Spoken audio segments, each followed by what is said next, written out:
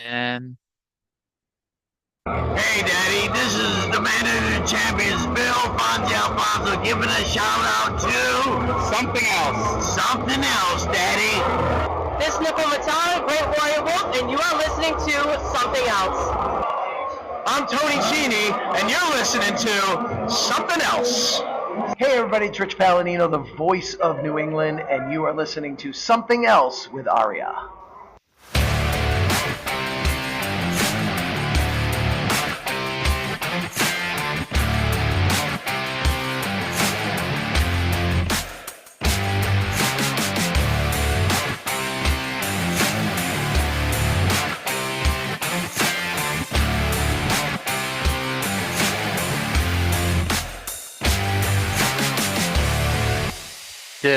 Degenerates and reprobates, welcome to episode number 177 of Something Else. Feast your ear holes on this week's episode as we take a look at Mid-South Wrestling and World Class Championship Wrestling from March 24th, 1984. My name is Arya, and joining me, as always, is the PDF to my Doc X. It's Trae. Trae, how the fuck are you doing tonight? Oh, I'm not too bad. I'm gonna break kayfabe and say it's a nice Saturday evening here as we're recording this, and You're, you're violating oh, kayfabe here, Trae. my wife has been out of town, and so it's just been me and the cats, and I have a very large black lab named Larry staying with me, who is a very clingy pet, but very sweet, very good boy. Awesome. Now, as a work, this show drops on March 25th, but we're talking about March 24th, and you realize what March 24th is the anniversary of. It's the Um, 29th. Mhm. no, tell me. All right, it is the 29th anniversary of the Doomsday Cage Match at Uncensored 96. Oh, well. It's also the Undertaker's birthday. I will take your word for that. It But yes, is. the Alliance to end Hulkamania versus the Mega Powers in an 8-on-2 handicap match where not just do the two win, but Ric Flair does the job. Wasn't he the world champion too? Yes, he was. And I don't even think he ever wrestled Savage again, at He least lost in the a world title the title next match. day, didn't he? No, no, it was like 6 weeks later to the Giant. Okay, you're right. It was in April. Yeah. Yeah. I think it was on a taped episode of Nitro too, because it was Yeah. when it was the first time were going, well, not head to head. It was the first time that Nitro was on during the NBA playoffs. So I remember that episode. It aired at 7 o'clock Eastern as the lead in to the NBA playoffs. Okay. Okay. I And didn't know th that th history. those were actually my favorite part of the Monday Night War because I didn't have to switch back and forth between channels. I could just sit here and watch 2, 3, 4 straight hours of wrestling, nonstop. I loved the handful of times when Raw would be preempted for either the dog show or the US Open because I could actually watch the second hour of Nitro. Hmm. Um, well, what the hell was I going to say? I'm sure it was something very important and very insightful about Nitro and Raw being preempted. Oh, I do. You know what the worst part was? So I'm sure I'm not the only person who kind of felt this way, even though the Nitro audience was dwindling and dwindling as the years went by. Once 2001 hit and Nitro ended, I did not know what to do on Monday nights between 8 and 9 o'clock. Like that was wrestling time. So it's like I had no idea what the hell to do, what the hell to watch. I was so bored for that 1 hour without wrestling. What'd you do? What was that? What'd you do? Oh, I got no idea. I mean, It was Oh, 24 years ago. oh, I oh! I thought you yeah. were. I thought this was leading to. So I started doing this thing, and it changed my life. I formed an important new habit. I thought that was going Oh, no. somewhere. Nope, nope, nope, nope, nope. Just me being bored. Honestly, and it's funny because like I thought this again when gave up watching Raw, a few years ago. I don't even know what else. I didn't know at the time. I didn't even know what else aired on Monday nights because like you know I just watched Raw every week for decades. So I had no idea that other TV shows existed Monday nights between 8 and 11. I couldn't tell you now. I Well, I cut the mean now too, cord. it's like yeah. I cut the cord several years ago. At this point, Now too, it's like even if you don't cut the cord, there's so much out there you can watch on streaming services and whatnot that, you yeah, know, it doesn't matter if you don't know what's on Monday nights at 8 o'clock. You yeah. can just pull up Peacock and go, hey, look, I'll watch 6 hours of Scrubs, or some I shit just like that. watch. I just watch like what I want whenever I have time to watch stuff. I gotta get caught up I, on the new season of The Righteous Gemstones. I always think it's funny when people, you know, and I get like, you know, the total cable universe hasn't been cut that drastically. I mean, well, it has, but it hasn't. It's like still like 60 to 70 million homes at this point of cable. But I do find it funny when people will look at modern day ratings. And I guess Raw's on Netflix, so we don't really know what their ratings are these days. But it's like you take Dynamite, you take Collision, you take fucking SmackDown, and it's like, okay, yeah, none of their ratings are what they were 10 years ago, or even what Impact, or like, comparing Dynamite and Impact, for instance. And like, well, Spike TV was in 100 million homes, USA was in 100 million homes, 10, 12, 15 years ago. And TNT, TBS, and USA are in like 60 million homes. So by default, you're going to automatically lose audience that way. Not saying that, you know, the companies haven't done a good enough job running off their audience base anyway. But I noticed that part never gets brought up when people are like, "Oh, there's only 700,000 people watching Dynamite this week." It's like, okay, well, let's prorate that a little bit. And if you look at it like saying, "Hey, there's 60 million people watching who have TNT now," or maybe if we had 100 million people with TNT still, Dynamite would be doing 1 million people every week. And who knows, maybe it would still only be doing 600,000 people, and I'd just be ranting and raving for no good reason. But again, it's not just Dynamite, it's all shows across the board before I get yelled at and screamed at by the anti AEW fans. I gotta say, I thought that Dynamite and Collision were doing way better ratings than they were 10 years ago. Oh, yeah, they're Dynamite especially is up like 600,000 people from 10 years ago. It's Nice. a hell of a jump. Yeah. Hey, yeah. All right. Well, we're talking about Mid-South and we're talking about World Class this week. It is the follow-up to the Midnight Express Bill Watts angle of last week. And I'll be honest, I was preparing myself for a similar letdown to how I felt a few months ago when we were doing the Smoky Mountain show when Mr. Ron Wright got out of the wheelchair and I was, just in a grumpy mood the next week because we didn't have the greatest show of all time 2 weeks in a row. But I will say this show was a lot stronger follow-up than that episode of Smoky Mountain was. If you say so. You don't think this was a fairly strong episode of Mid-South Wrestling? It was fine. I didn't think that the Smoky Mountain show shit the bed nearly as bad as you did. All right, well, I think it was let's just set. I don't know. I think it's unreasonable to call a show bad because it's not as good as the best show ever. I didn't say it was bad. I said it was disappointing. And in many Okay, ways, you can. Go ahead. You can pedantry your way out of this if you want, I guess. Wow.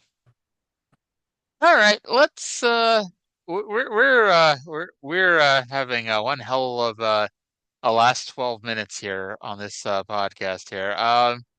I think the wear and tear of us doing all these shows in 1 week, especially forcing you against your will to watch TNA this week, it's really starting to you know, show here. But let's take a deep breath and go to the dulcet tones of somber Boyd Pierce, who is going to introduce this week's Mid-South. Mid-South Wrestling Television Network. I'm your host, Boyd Pierce. So this week, a lot of exciting action. We move into the semifinal round of the Mid-South Championship Television Tournament. Terry Taylor versus Hacksaw Butch Reed. We have a lot of other matches coming up that I could tell you about, but something happened just before we went on there, and Bill Watts was supposed to be here as my guest commentator, but Jim Ross is taking his place. Jim, I'd appreciate it if you'd tell the folks for me. Well, Boyd, I'd be happy to do that, and I can understand your situation. Wrestling fans, as Boyd said, it is a tremendous wrestling card here. We have on Mid-South Wrestling the semifinal round. Terry Taylor will go against Hacksaw Butch Reed, and the winner will go against Crusher Khrushchev for $10,000. But prior to coming on the air, just moments before coming on the air, Cowboy Bill Watts was doing an up-close and personal look at the semifinal contestants, Hacksaw Butch Reed and Terry Taylor. Well, first of all, let's show what happened. Let's show the interview and the segment between Cowboy Bill Watts and Terry Taylor. All right. So I literally wrote intro with a somber Boyd Pierce. Did somebody die? Jesus Christ.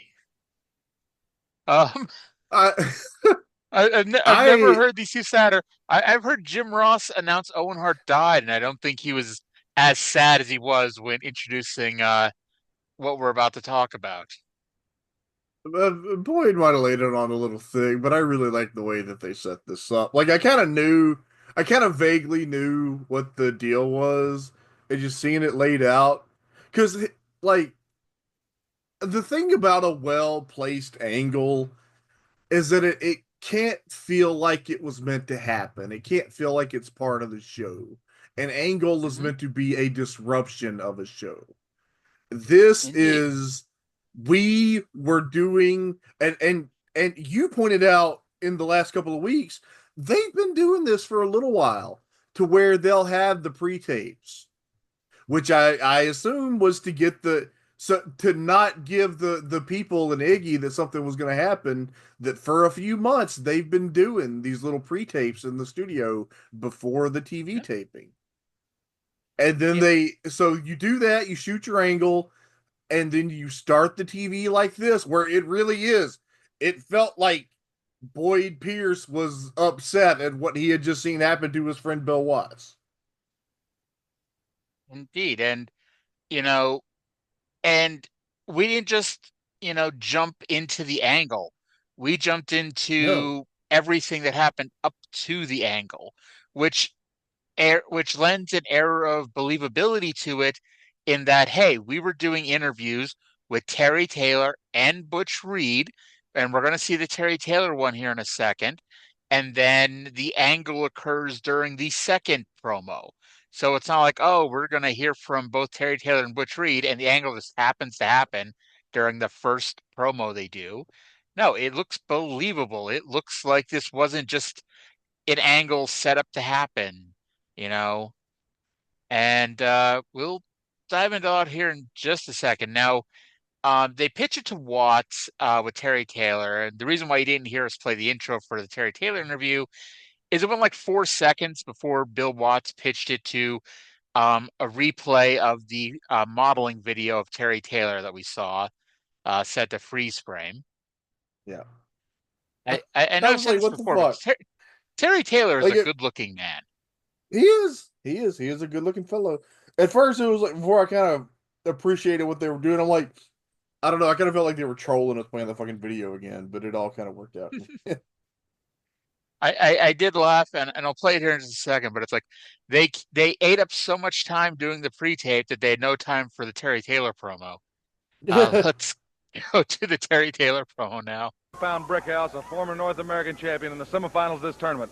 I tell you that, Butch Reed, I'm a nervous wreck having to wrestle a guy like that. But I've been real lucky so far. I'm just going to keep plugging, and I'm just happy to be here because I'm telling you what, there's a pot of gold at the end of the rainbow. Back to Boyd Pierce at the desk.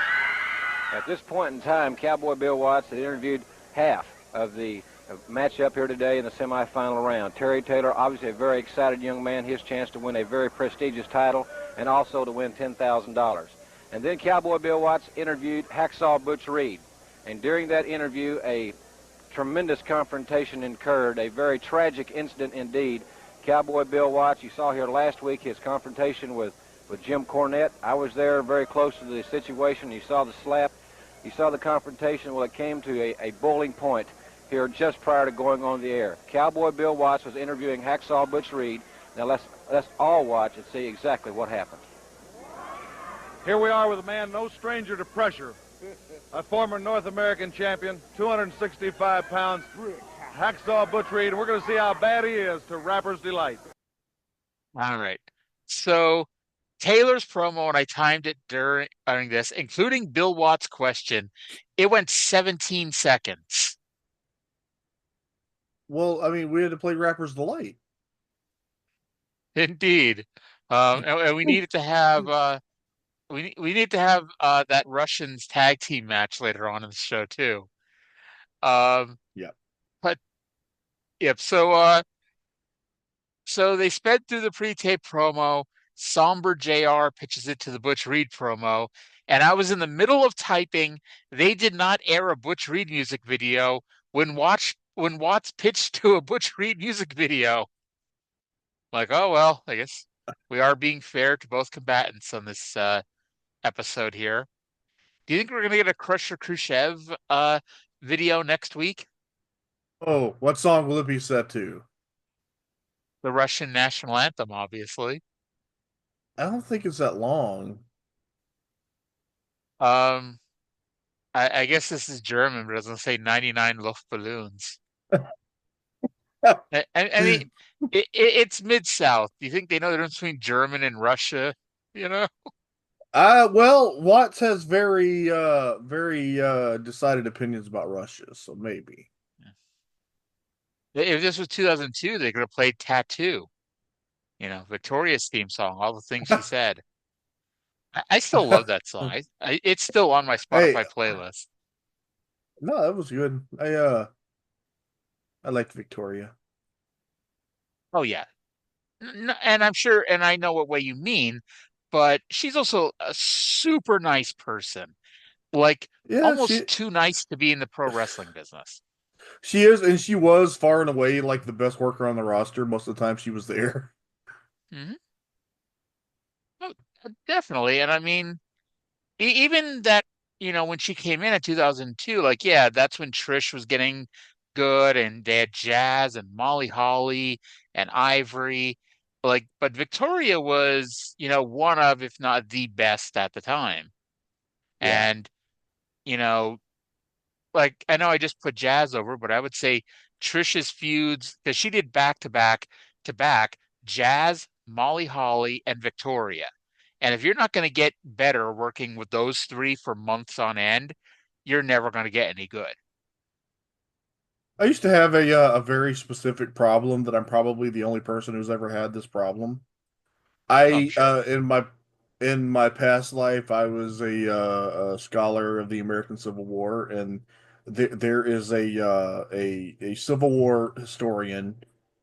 I am probably the only person ever who frequently confused professional wrestler Lisa Varon with Civil War historian Elizabeth Varon. Almost assuredly, you're the only person to ever, uh, have that issue, especially since most of the people listening to this, including myself, have no idea who the historian is. So she was a very good, well, still is as far as I know. Yeah, What's her name? Elizabeth Varon? Elizabeth Varon. Yes. Okay. Well, Elizabeth Varon, if you're listening to this, and I don't know why you wouldn't be, we salute you. Yeah.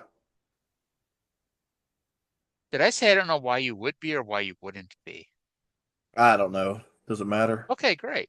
So with that, let's go to a Butch Reed promo, and we're going to get a loudmouth cutting in on the promo, who's, by the way, not mic'd, but you'll still be able to hear at least part of what he's screaming. A short moment. We'll be able to see how bad you are. You'll be in the ring with an outstanding young man, Terry Taylor. Yeah, well, you know, Terry Taylor, he's a tough kid. And just what I said, a kid. But $10,000, $10,000 makes my blood just flow. And I tell you one other thing, in this match right here, Bill Watts, I'm the uncrowned Mid-South champion, and I'm going to prove it to all these people out here just who the man is. Somebody get this sissy out of here. Just get him on out here.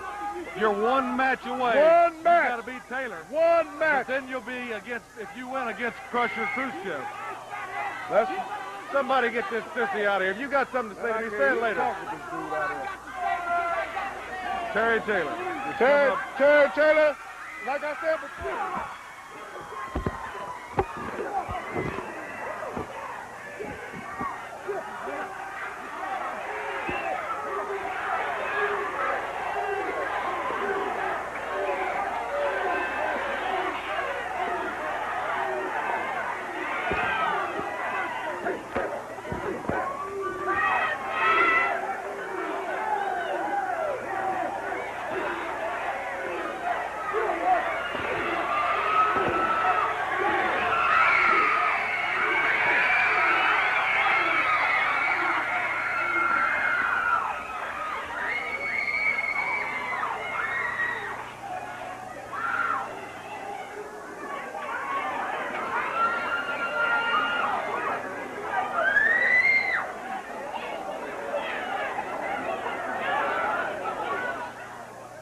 It's just as shocking, if not more so, Boyd, to see it the second time around here on videotape to see exactly what happened.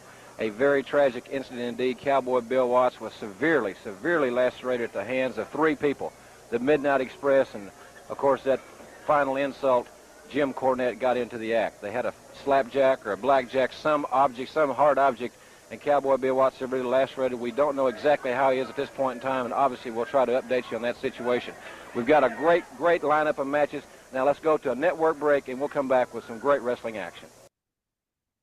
Okay, so I probably let it play a little bit longer than I should have during the, the beating. But, yeah, Reed is cutting a promo about his match with Terry Taylor. There's nothing really to talk about during that promo. It was your standard operating procedure promo building up a match later on in the show. And Cornette comes out, and this really sells also the realness of it.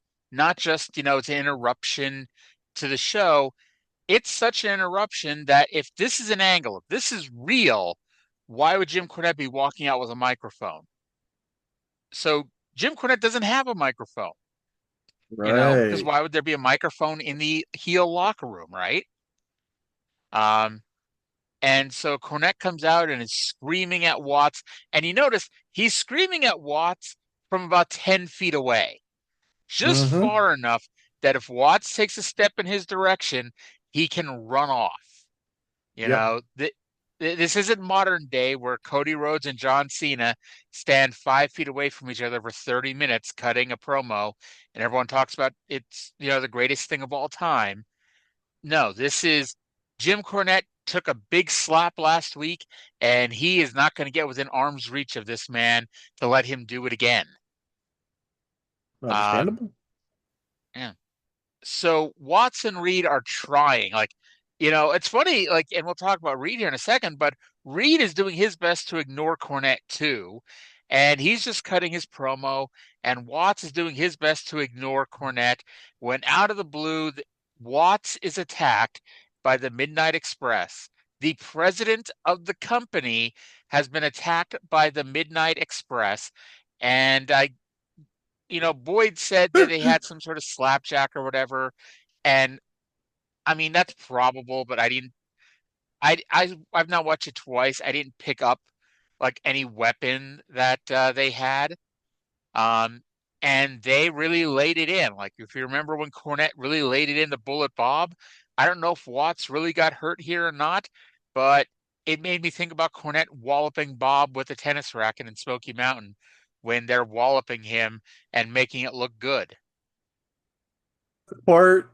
Okay, well, maybe not the best part, but it was great. Oh, this whole thing was great. But once the attack started, Reed just fucked off.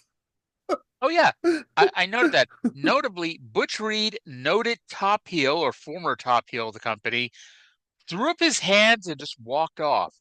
Like he didn't help the Midnight Express, and he sure as hell didn't save Bill Watts. He just wanted nothing to do with it and walked away. That was tremendous. Yes.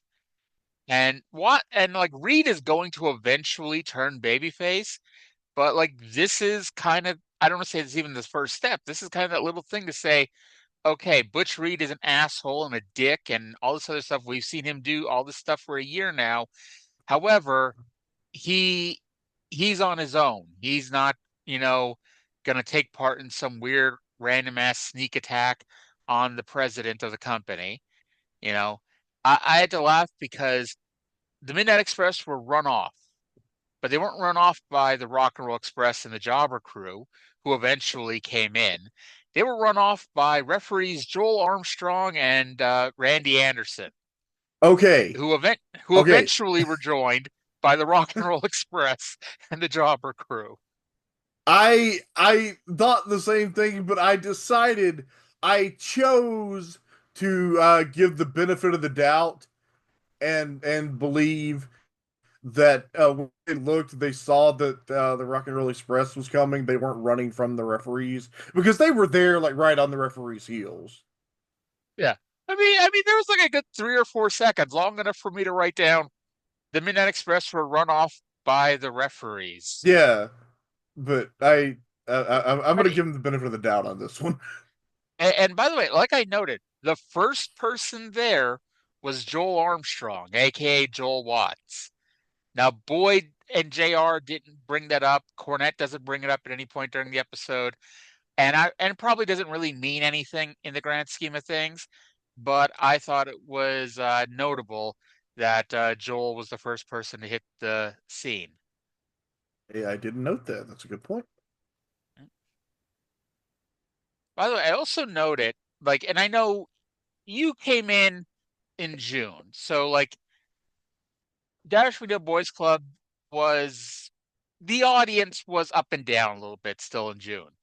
Did you see how many fucking people were there this week? They had on the side, where Cornette was, there's normally big gaps of space where you can see the rest of the Irish Video Boys Club behind where Jim Cornette was standing normally. But now there are rows of people. So I'm not sitting here counting, but if on the average Mid-South show that we've been reviewing over the last couple of years, there may have been 75 to 100 people, we're conservatively now at 150 to 200. Territory's getting hot. Yep. And that was not my first thought, but my second thought.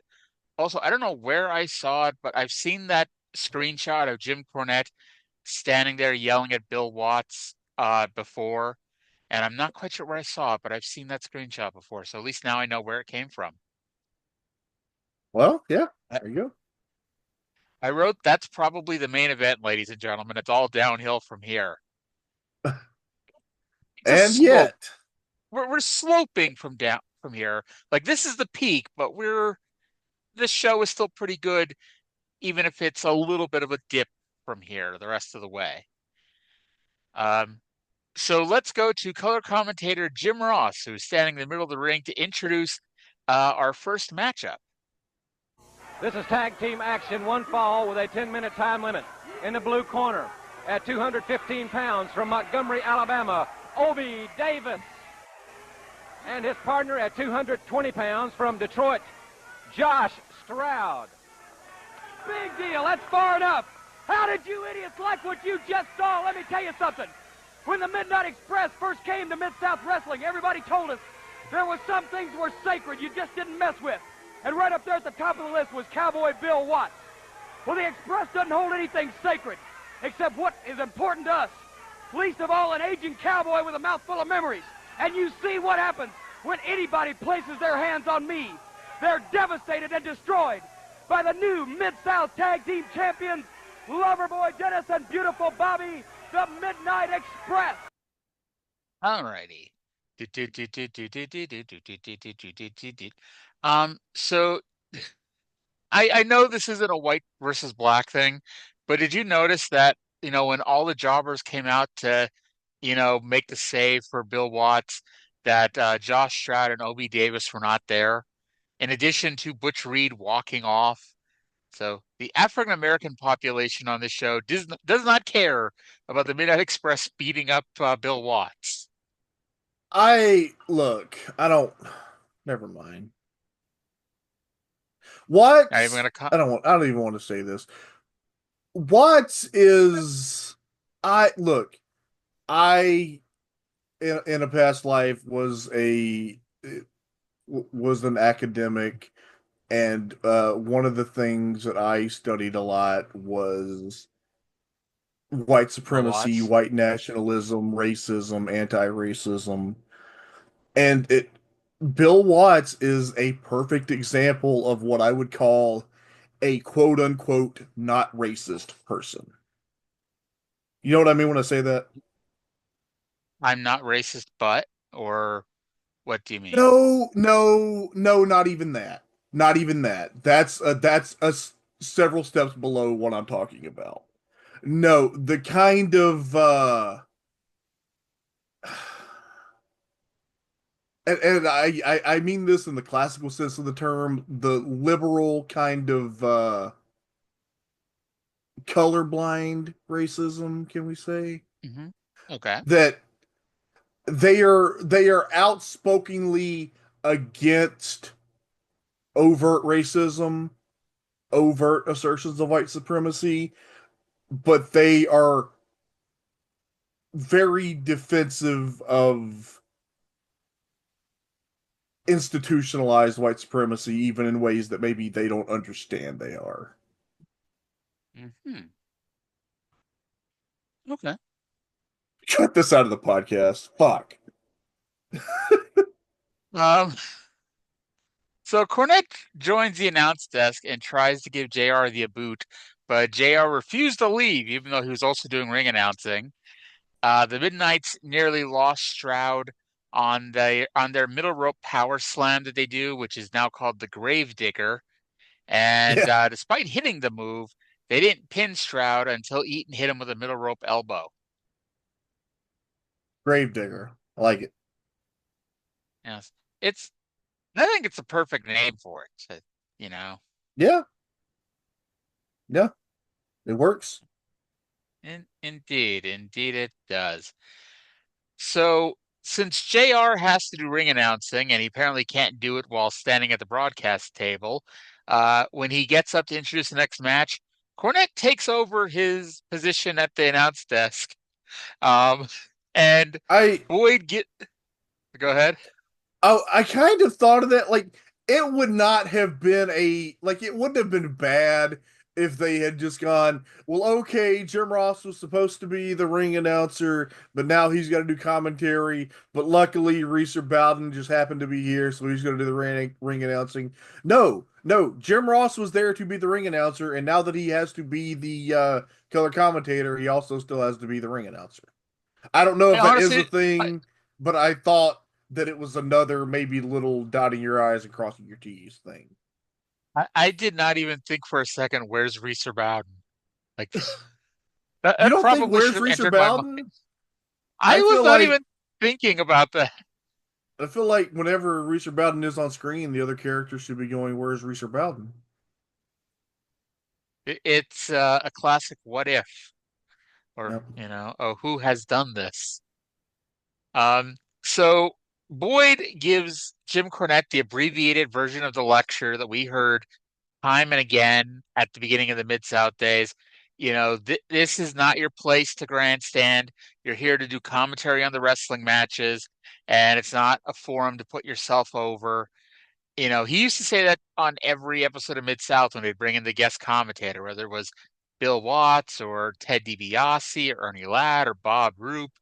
But he kind of got away from it, especially since Watts is pretty much been the permanent color commentator now for, most of the last 3 years. Um, Yeah. but we got to bring it out of the mothballs here, and boy, did we kind of need that here.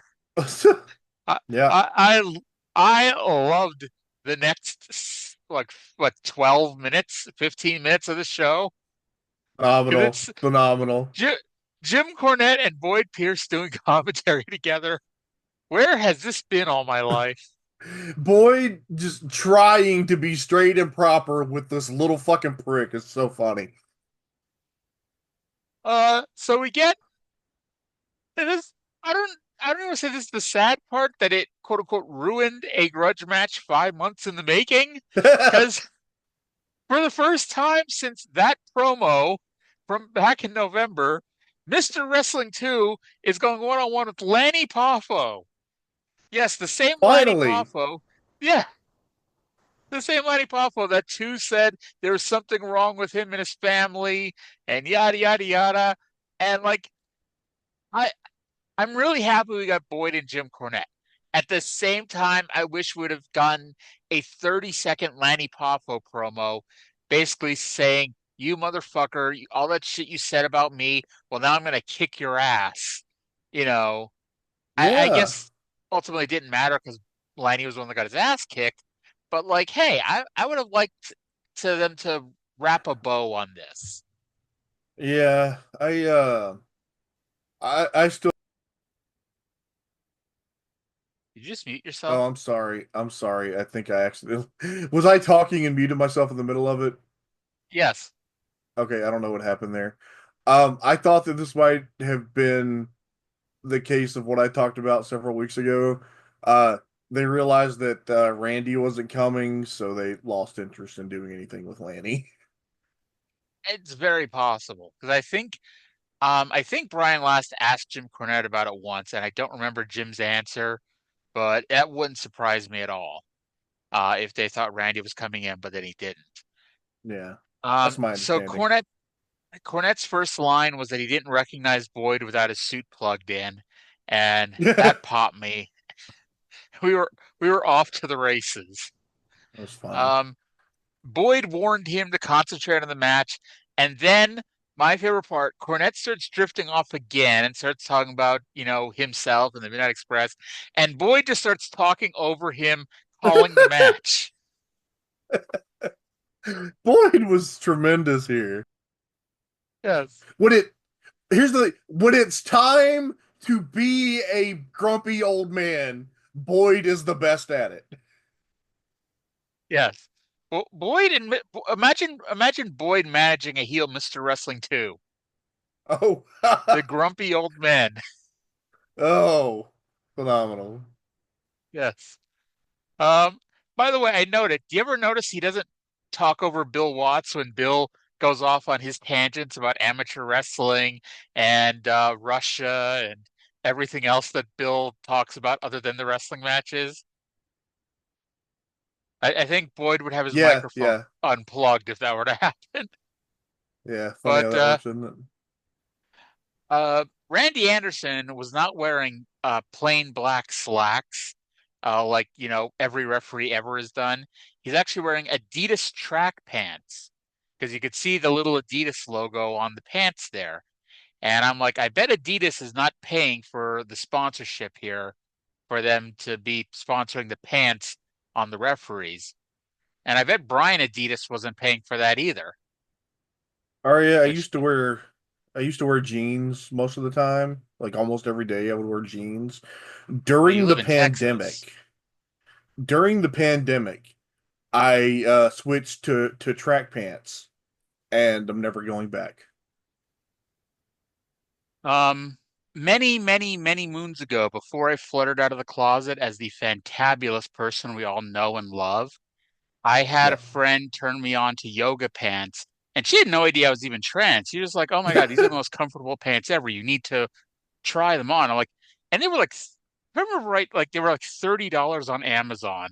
And I'm like, I don't want to pay $30 for a pair of pants I can't wear outside my house. And she's like, no, trust me, buy these pants and wear them. You'll love them. I bought those pants, and those pants by themselves nearly took me out of the closet. So I'm like, I love yoga pants. Like, you know, So what you're telling me is that I need yoga pants. yes, yes, that's exactly what I'm saying. Also, Okay. I thought when you moved to Texas, when you bought your house there, that you were given a 10-gallon hat and jeans. We haven't bought a house. We've been renting. Let me update you Uh, on that. Maybe here forthcoming. did we ever tell the beginning of the story on this show? I know that's not always important to us, but if we're going to tell the second part of the story, we should probably tell the first part, where Let's. you and the wife were looking at a house. Yeah. Okay. So we were looking at a house. There's a whole fucking story about this house that like when the situation is resolved. So hopefully maybe in the next couple of months, I will tell the whole story of the houses. Okay. Do I even know the whole story? Well, so far, I mean, I know I you don't said you've been looking at a house, but I don't think we've ever talked about the whole story. I think there's a lot that you don't okay. know. All right. So that could be a Friday night spot show on its own. What is our Trey looking at a house? The live video of the house. Oh, we'll say it's in your house to trick people to clicking on the video, and it's just you live streaming in a house. That's how we'll get around the YouTube copyrights. It'll just be me in my house filming my TV. There you go. And it's not even your house; it's the house you're looking at. And you just turn the TV on to wrestling and are walking around the house giving a tour, and that's the Friday night spot show. Well, the house is very nearby, and I do happen to know that there is an errant TV in the house. There you go. There you go. I don't have a Uh, key All, though yet. all the goodwill that the Friday Night Spot Show has brought our lovely podcast is going to be taken away in one fell swoop. Speaking of how are we doing? How did the show how's the last show Um, doing? it hasn't started popping yet. It is doing more than both the TNA and Smoky Mountain shows have done this week, but we also got a weird uptick in the Mid South show on Tuesday. I think it's also because I clipped the cake angle and the slap angle and posted it by itself. But right now, episode 175 is higher than usual, we'll say. And so the Friday Night Spot show is currently in second place this week. But usually it was like Saturday into Sunday is when the Spot show Okay. usually pops. So we'll see how it Well, does tomorrow. last week's Mid South was exceptional. Yes, it was. Yeah, And go listen to Heroes of us. Wrestling is exceptionally bad. It is. Go listen to us cover the first half of Heroes Wrestling. Uh, by the way, Mr. Wrestling 2 won with the knee left in case there was He any did. doubt at all. Yeah, Uh, I'm just gonna rate this match based on how much I enjoyed the commentary and move on. was it 4.5 stars? Very, very respectable, very satisfying. So we saw a replay of Jim Duggan returning with a bang last week. I'm assuming a bang is what a 2x4 to the back is apparently called. Um, by the way, not only did they show the replay of Duggan returning, they also showed a replay of his promo, which I thought was just weird. Like, we didn't even get a Yeah. new Duggan promo. We got the same Duggan I promo. It was so weird that when it happened, I thought, "Oh, this is a new Duggan promo," and it wasn't until partway through it that I remembered that it was the promo from last week. It doesn't help that, like, this is obviously the second half of last week's taping, and everybody wore the same clothes week to week. Like, JR didn't even bring a second suit jacket. Yeah, So it's like you don't even have to be an eagle-eyed viewer to notice these things this week. he's Uh, got the time. yeah. We then get a tag team match with the Russians, Nikolai Volkov and Crusher Khrushchev, versus John King and Horny Hairdresser. Oh, horny hairdresser. Yay, I popped you like I wanted to. Great. Um, so Volkov pinned the hairdresser with the world's strongest backbreaker. There really wasn't much to this match. I didn't even like I knew like John King started the match and the next time and when I looked up the next time, Volkov was pinning hairdresser. I'm like, wait, when the hell did hairdresser tag in? Yeah, apparently he did. Well, either that or the referee did not care. Uh, Unfortunately, all good things have to come to an end because Boyd Pierce, he's Popeye here. He's had all he stands and he can't stand no more. Let's go to Boyd at the end of this show, or the end of this match, at the end of his rope with Jim Cornette. And I'm going to tell you something, Jim Cornette. No, you're going to state something no, I'm to not me. You don't stating, tell I'm me telling anything. you, I'm the host of this program, and you've gone far enough. Either you go or I go, and I'm telling you what I'm going to do about it, rather than these fans at home keep them from seeing something good. My good friend Hacksaw Jim Duggan is in the next match, and I'll personally have him escort you out of this building. So it's you or me. You get to make the decision. Now hey, just hold on. Just let me tell you something, Boyd Pierce. Nobody tells me where to go, and nobody tells me when to leave. I leave when I'm ready.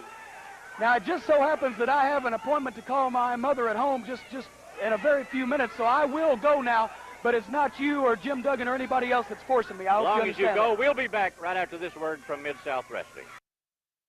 So, I love Cornette there. The nice heel cowardly line, like, I go when I want to. And you know something? I'm ready to go. You don't have to get Jim Duggan out here or anything.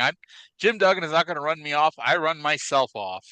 And the next time somebody says to me, "Let me tell you something," I'm going to steal that line. No, you're going to state something. You don't tell me anything. Oh Lord, I'm sure this is not the last time that Jim Cornette and Boyd Pierce are going to do commentary together. I can't wait to see them again. It's just tremendous. I know. Freaking-mendous.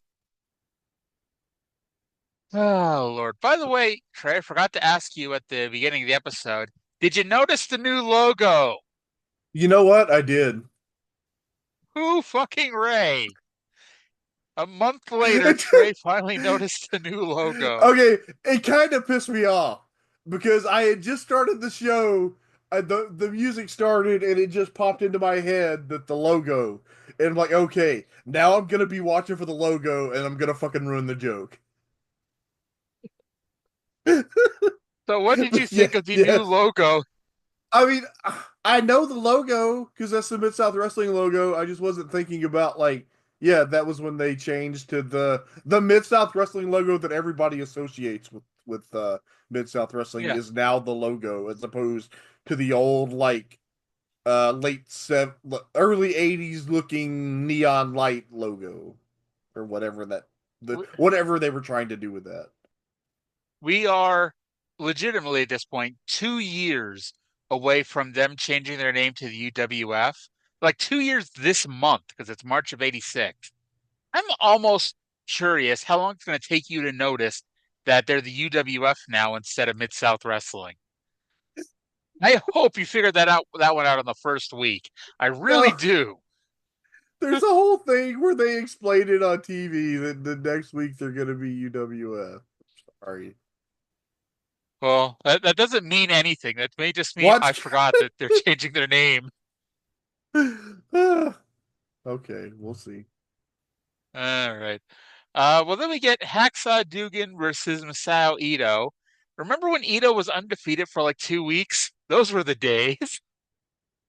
Those were the days. I say undefeated for 2 weeks, but those 2 weeks that he was undefeated were preceded by a month of him being disqualified for kicking too much ass. So like Ito's like 2-50 here on Mid-South TV.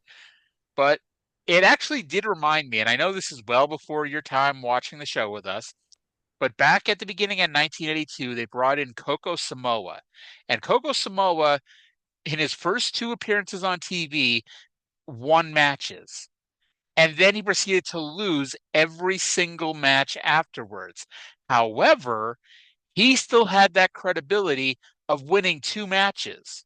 So every Yeah, time he was on TV, he wasn't an out and out jobber because we're like, hey, remember when he won 2 matches?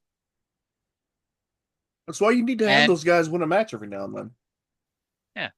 And it's like, I'm not saying that this is what Masao Ito is going to be from now on, but that's what I thought of. I was like, okay, he has just enough credibility that if he jobs out for the next 6 months, it'll be like, okay, yeah, but he got a push for 2 weeks. Yeah, And that kind of seems like that's what his position is going to be. yeah. So uh I I literally wrote nothing about this match other than that. The next thing that I wrote was Volkov ran in with Wood. Duggan got it, but Darso broke it because he has the coal miner's glove on.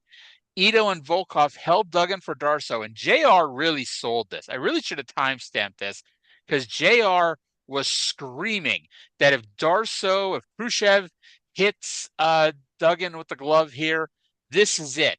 This is it for Duggan. He may be facing permanent injury if he gets hit by this glove. And JR is freaking out.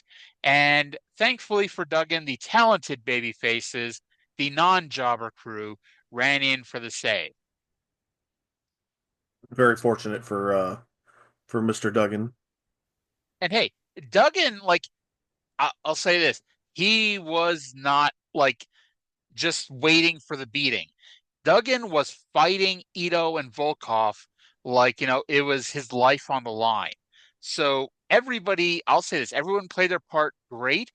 I would argue the baby faces ran in maybe 2 seconds too late just because it really felt like we were dragging this out, waiting for someone to run in. Um, but everyone played their part great. And, it brings more heat to this Khrushchev Duggan feud, which to be honest is not a feud that's setting the world on fire, but it brings a little bit more intrigue to it. Yeah, gotta call this a win, right? Yeah.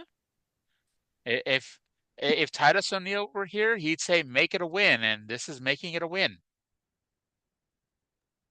All Absolutely. right. So it's now time for the 8th round of the television tournament for a medal and $10,000 with Terry Taylor versus Butch Reed. And before I even knew the result of this match, I wrote, remember when they said they would give these matches all the time they need? This match started with less than 10 minutes left in the show. Yeah, Um, I why was this match put on so late when every other match in this tournament was put early in the show?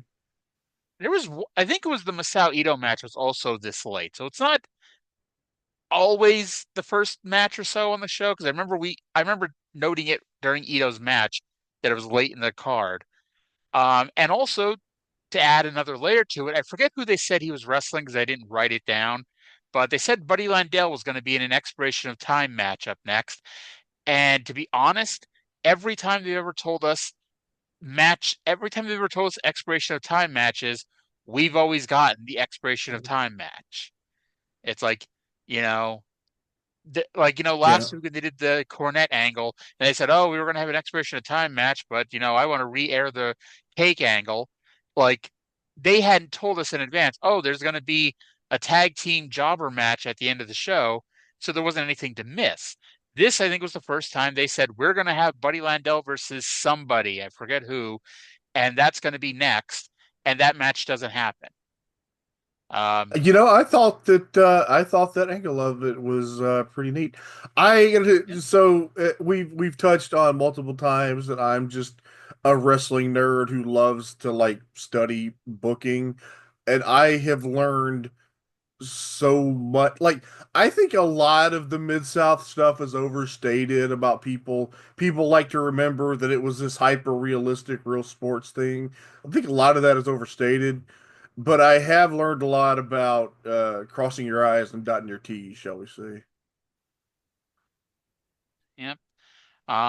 It helps that we've had some great booking on these shows here. Yeah. Um, and By the way, so Grizzly Smith apparently came to the announce desk during the commercial break to inform us that Bill Watts will be okay.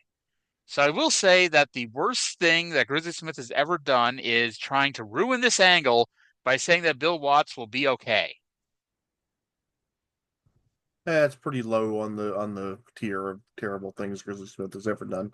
By the way, did you I know, but notice there wasn't a this lot week to say on this show. every time they mentioned the tournament, they said it was for $10,000 and they never mentioned the medal? I did not notice the medal. They didn't mention the It, medal. it was I, at I, least like three times that they mentioned the $10,000 and not the medal. And I don't know much why, like because I know the medal happens. much like how I keep writing the second annual Thanksgiving Thunder Tour automatically without giving it a second thought, I automatically write the television tournament for a medal and $10,000 without thinking. Oh, I have a tag for it on my database. Nice. So I noted that we've mentioned Terry Taylor is a very good-looking young man, and there were two old ladies in the front row who especially enjoyed the view of Terry Taylor as he was working over Butch Reed's arm, and they had a perfect view of Mr. Taylor's ass. Um, now, A good match. what was that? This was a good match. Yes, it was. I also want to note one other fan. Um, there was a very ugly child in the second row. Um, I don't know if it Oh, was a boy or a girl, um, but whoever it was, they were really happy about this match. I think it was a girl, and I say this as me, she was a very manly girl. Um, sorry. this is what I noticed during Terry Taylor versus Butch Reed are the ugly fans in the crowd. Ugly people love Terry Taylor. Everybody knows that. I wrote, "Holy shit, we went to a commercial." Now, I know we've gone to Yeah, commercial before during matches, but those are few and far between. yeah. Um, at what point did you realize they were going to go to the time limit draw? Um, pretty late. I think Yeah. it was after the commercial. Yeah. I think Uh, they gave like a warning, they gave like a 2 minute warning, and I started to wonder if I still I thought they might. I kind yeah. of thought that Terry Taylor was going to catch him right at the end, but I was surprised. I did not expect a draw here. Yeah. I honestly, like, when they said there were 3 minutes left in the show, I'm like, wait, has that much time already passed? Because I mean, I was just sitting here enjoying the match. I didn't even really recognize that, 5 or so minutes had passed up to this point. They announced Yeah, 3 minutes. I'm like, huh, I think we might be going the time limit. And I started booking in my head because I honestly don't know what next week is. I assume what happens is they do Terry Taylor versus Butch Reed, and the winner wrestles Crusher Khrushchev next week, like on the same show. I That's my guess as to what happens. Because my thought is, now I'm just assuming Terry Taylor wins just because, you know, they don't do heel versus heel. Like, you may occasionally right. get babyface, but you don't do heel heel. So my guess is Terry Taylor wins probably the opener, and JR is there and Grizzly Smith is there, and they're like, oh well, because you've had a long, grueling match, Terry, we're gonna postpone the TV title tournament final till next week, and you have Crusher Khrushchev and Nikolai Volkov come out and say, this is a travesty, this is bullshit. We were told the title match is going to be this week. We trained and prepared for this week. We will go to the courts. We'll call our lawyer. Yada yada yada yada. And Terry Taylor, being the valiant babyface that he is, says, you know what? Let's do this now, or let's do this today, or later on this episode, or whatever.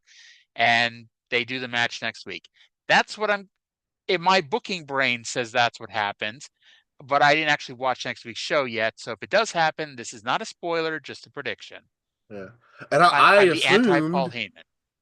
I assumed that Terry was going to win just because they have been building Terry versus the Russians. It makes sense. Mm-hmm. I actually thought Masao Ito was the first TV champion, so I was really, really wrong. But I don't actually know what happens either, so that'll be yeah. interesting.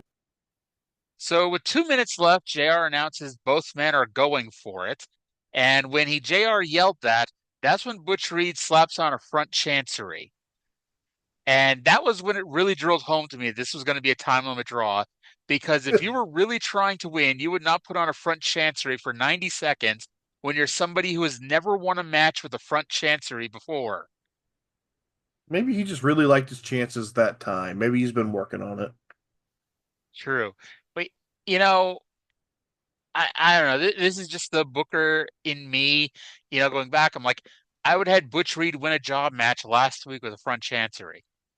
Just win one match with a front chancery. Just so when I'm sitting here watching 90 seconds of a front chancery, there's that part in the back of my head goes, wait a second, we had a submission last week in a front chancery, but nope, we didn't have that. So here's a rest hold that Butch Reed kept on long past he kayfabe should have.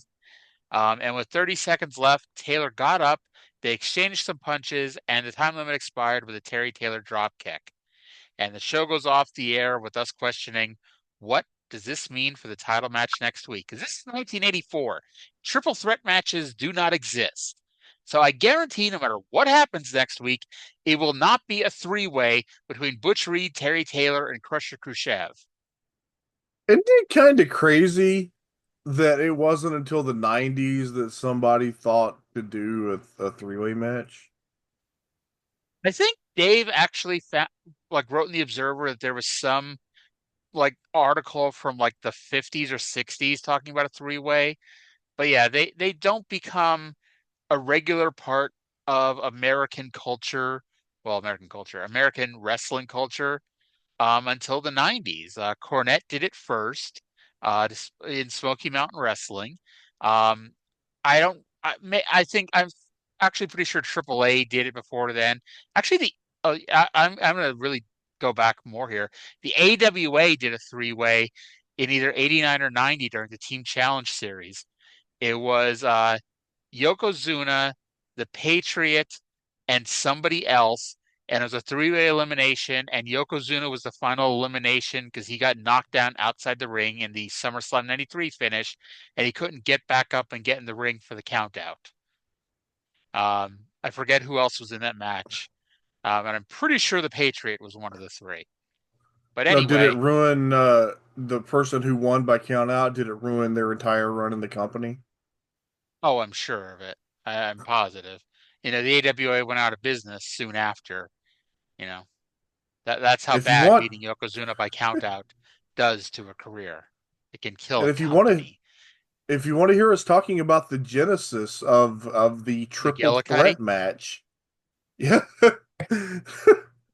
No, not the genesis of the genesis of the triple threat match. You should be listening to the Smoky Mountain review. Yes. And by that we mean go back 8 months, 9 months. Right. But they didn't call that a triple threat match. No, it was just a 3-team match. We're getting to the origin of the term triple threat match, I think. If my understanding is correct. That is 97. Because the triple threat match was a WWE invented name. Is it? I thought that was a Cornette name. Nope, it was a WWE. Well, I mean, Cornette was on the booking team, so he may have come up with it. But it was either Owen Hart or the British Bulldog, because Owen was the IC champ and Bulldog was the European champion. And I'm pretty sure it was Owen, but for some reason in my head it was the European title. But it was a triple threat match between one of them, Triple H, and Goldust in late June of 97 on Raw. And that was the first, they had 3 ways, they had 4 ways, but this was the first triple threat match using that terminology. Because WCW called it a triangle match, ECW called it a 3-way dance, and WWE was the triple threat match. Until Russo went to WCW, and then, he just brought the entire WWF company to WCW. So everything WWF branding became WCW branding. Well, shows you how much I know. Yep. Yeah, Isn't it the three-way, the ECW three-way, which I've seen one time. The Terry Funk, Sabu, Shane Douglas hour draw. So I'll Yeah. be interested in your thoughts. Have you ever watched that match? I think so. I think I watched it when the ECW unreleased Blu-ray came out. But Okay. that's I been know probably 10 years it's ago now. it's hard to say phrases like it doesn't hold up because like they didn't have a match in 1994 for us to watch in 2025 and call it a five-star match. But it's it's primitive. Those three ways, like honestly, until like 99, 2000, when three ways happen so often that like they've just become so routine and everyone knows how to work them now. It's a very primitive match, if I remember the ECW version of it. It's just kind of it's very different. You But know, funnily enough, I'm in November 1993. That one, the Sabu Funk and Douglas one is in early 94, I think February, if I remember yeah, right. I think But February 5th. they have already done a three-way match technically because I I know the what one you're cage talking about. match, the Yep, cage match between the Public Enemy, the Bad Breed, and Bad Company. with Joey Styles and Don Morocco on commentary. Don Morocco on commentary was like the best work that he did in ECW. I just like watching Bad Blood, watching Blood Feast 93 Part 1. It's 2 hours that feels like 6 hours. I have never had a longer 2 hours of my life than when I tried watching that fucking show. And like, because like they chopped that show up into that in part two to make it into like the five or six TV shows that followed. And so whomever went through the hassle of putting it together, it's like you're chopping up TV commentary that's the opener of Blood Feast Night 1 spoils the main event of Night 2. Like if you try watching it as a show, and like suddenly in the middle of the show, there's a random three-way cage match with Don Morocco on commentary. You're like, what the fuck have I watched? Yeah, we over on the Oh My God cast, Ben and I realized pretty quickly that Eddie and Doug Gilbert were not or at least weren't the only problems with the editing of the show because it's still not great. I already miss Jay Sully and Eddie Gilbert and good old Freddie Gilbert. Oh, Poor Freddie Gilbert. I, poor Freddie Gilbert. I never knew Freddie Gilbert was a thing until I decided randomly to start watching these ECW shows. Not even from the beginning. Like I didn't even start in April '93. I started in like the end of June after the Super Summer Sizzler show. Like I started after that, and so it was like for some reason I just got in my head, hey, let's start from the beginning and watch this shit. And I'm almost caught up to you. It's funny because like I didn't know it was a thing either, and then I didn't realize who it was until Ben figured it out after like the first time. And I'm like, oh, that makes a lot of sense. I never knew that was a thing. I didn't know that Kevin had been in the business. It's funny because it sounded like a situation where Kevin thought he was going to Philadelphia to be the assistant booker, and he was going to Philadelphia to be the assistant to the booker. The Booker's brother, Booker's kayfabe brother. Yeah. Oh Lord. Uh, I'll be honest, like anybody listening to me that thinks we're crazy, you need to go back to those early ECW shows. And I'm sorry, just watch the wraparounds in the studio with Jay Sully and Eddie Gilbert. Like Or that was the greatest fucking thing ever. I loved those two. or you can listen to the Oh My God cast. Or both, Yeah, you know? exactly. All right. So before we get to world class, I have a question for you. Um, Okay. so we're in 84 world class, and we know they're about to hit their peak in about 5 weeks. Yep. So the bloom comes off the rose as we get through 85. When Mike gets his toxic shock syndrome, when they bring in Lance, the popularity is really dipping here. In 86, or even in 87 after Kerry comes back, do you think they could have popped the territory by turning Kevin or Kerry heel? Yes. Like I think I so would have turned too. I would have turned Kevin heel on Kerry. Yeah, I think it would have, that's right. I think hell, you could have done it after the car accident, after the motorcycle accident.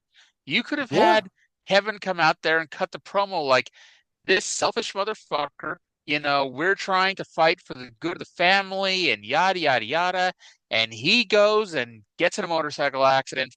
And, you know, and now I've got to stand here with my cousin Lance and try to uphold everything for the family. And you don't really you kind of wink to the audience because apparently, according to Gary Hart, the audience all knew Lance Von Erich wasn't a real Von Erich from day one. So I can't wait to get to Lance. But you know, you get that, and you get Kevin kind of doing the wink to the audience, and like it's something different. And then because how long is Kerry out? Like Kerry's out almost a year, I think. I don't know from the motorcycle accident. Yeah, Yeah, I don't know. like I know he's out for a little while anyway. But yeah, I think you could really pop it like by doing the Kevin heel turns. It would be something fresh. It's also right after Gino dies because they turn Chris Adams babyface and then Gino dies. And so you're pretty much at the okay, we need a new top heel. We need something new on top. And you could do Kevin versus Chris Adams, who is going to magically regain his eyesight at some point, and go from there. Oh, do because wasn't Gary Hart back by then, or was he I'm gone again oh, by then? I don't I just know put. when he leaves and comes back. I know he's back, but I don't know when he leaves again. I think Um Kevin. so, I think Gary. Kevin being manipulated and misled by Gary Hart would have been phenomenal. and there you go. And you then have the natural story of him being brought back to the good side when like his family and former friends finally make him realize this Gary Hart's just manipulating you. He just wants you. He just wants you to make money for him. Yada yada yada. And you bring him back, and the company's gonna die anyway, probably. But it's fresher than making Iceman Parsons a free bird. You know. Yeah, By the I way, think we're. Kerry's last match was June 2nd, 1986, teaming with good old Lance against the Great Kabuki and Rick Rude. And his next match is 8 months later, February 2nd, 1987, against good old Brian Adias. But then he Oh, must get injured again because, according to Cage Match, he comes back, wrestles Brian Adias twice and the first week of February 87, and then he doesn't wrestle again until my third birthday in October. well, it probably wasn't a good fucking idea for him to be wrestling on a amputated foot, Well, to be fair, we were supposed to not know that. That's going to be an but we interesting time do. period. If we're still watching this in 87, which I at least want to get through all of UWF, which ends at on New Year's Eve 87 is the end of the UWF. So, and that's also when Fritz has his heart attack. So I think that would be probably the best time to end this whole Mid South World Class thing. But actually, who knows? Maybe it would be even better to keep going with World Class to see how bad they do that shit. But it'll be interesting to see what they do in 87, because in 87, that's also when Fritz exposes Lance and talks about how the Von Erich name is a trademark name. And, if you use this again, we will sue you, which, you know, well, You see, that, the reason that never would have happened, that our wonderful booking that we laid out that would have actually done business wouldn't have happened was because Fritz's ego would never have allowed it because he would have felt that Kevin being a heel was bad reflected badly on the family. When in fact, the shit that he was doing reflected far worse on the family. Pretty much. Pretty much. All right, so now that we're done talking about 1986 and 1987, let's talk about March 24th, 1984, shall we? Yeah, let's. As I wrote, and now for the anticlimactic conclusion of our podcast, 46 minutes of world class, which I guess ends up only being 34, but we'll explain why in about 40 seconds.